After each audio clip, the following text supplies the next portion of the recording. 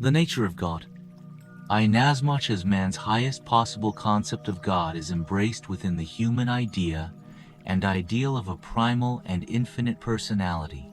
it is permissible, and may prove helpful,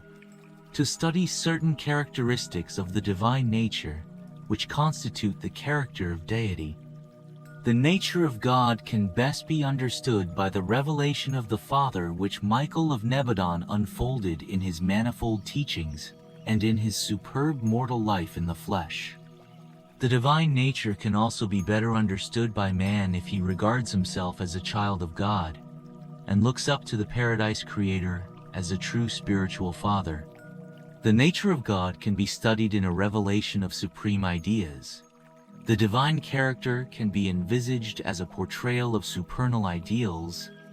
but the most enlightening and spiritually edifying of all revelations of the divine nature is to be found in the comprehension of the religious life of Jesus of Nazareth, both before and after his attainment of full consciousness of divinity. If the incarnated life of Michael is taken as the background of the revelation of God to man,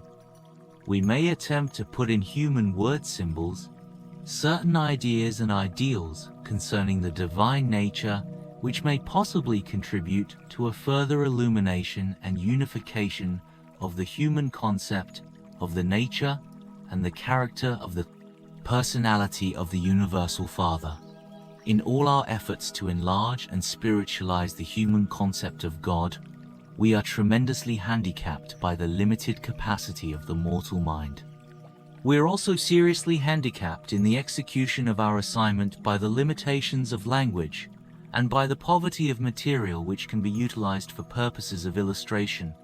or comparison in our efforts to portray divine values, to present spiritual meanings to the finite, mortal mind of man. All our efforts to enlarge the human concept of God would be well nigh futile except for the fact that the mortal mind is indwelt by the bestowed adjuster of the Universal Father, and is pervaded by the truth spirit of the Creator, Son. Depending, therefore, on the presence of these divine spirits within the heart of man for assistance in the enlargement of the concept of God, I cheerfully undertake the execution of my mandate to attempt the further portrayal of the nature of God to the mind of man,